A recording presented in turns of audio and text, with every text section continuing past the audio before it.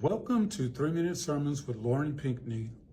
3-Minute Sermons is a chapter-by-chapter study of Scripture starting in the book of John, where we study Scripture without the influence of doctrines and traditions. Messages will be between 3 and 4 minutes so that you can view them quickly and go about your day. Let's dig into today's Scripture. This is John chapter 1, part 2. In part 1, we were introduced by John to a mysterious word figure. John chapter 1 verse 10 continues informing us about the word figure by saying, "He was in the world, and the world was made through him, and the world did not know him." The word figure who John told us that the world was created through and who brought light to the world came into the world, but yet the world did not know him. Next in verse 11, John says, "He came to his own, and those who were his own did not receive him."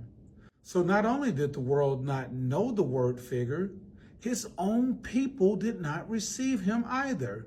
How could this be? Was there anyone who did receive him? Well, fortunately, verse 12 tells us that some people did receive the word figure.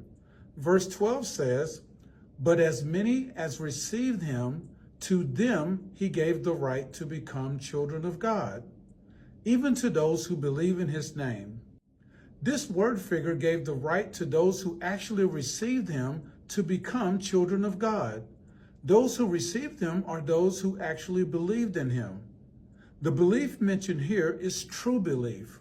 True belief is a belief that requires action. In verse 13, we see that being born the children of God does not come from physical birth or physical bloodlines. John chapter 1 verse 13 says this about those who the word gave the right to become children of God, who were born not of blood, nor of the will of the flesh, nor of the will of man, but of God. Verse 14 tells us that the word figure became flesh, and that he was the only begotten of the Father. "And the word became flesh and dwelt among us, and we saw his glory, glory as of the only begotten from the Father, full of grace and truth."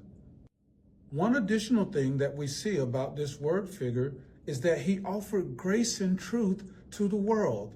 After all of this talk about the mysterious word figure, John finally begins to identify who the word figure is, starting in verse 15.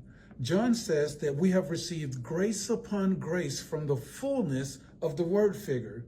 Next, John reveals the identity of the word figure that he has been writing about this entire time as Messiah Yeshua.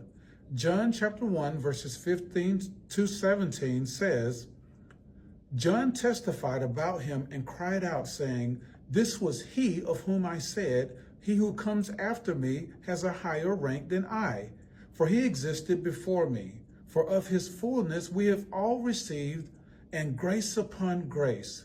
For the law was given through Moses, grace and truth were realized through Jesus Christ.'" By saying that we received the fullness of grace through the word figure and that grace was realized through Messiah Yeshua, John is revealing the identity of the word figure as Messiah Yeshua, which many of you have heard of as Jesus Christ.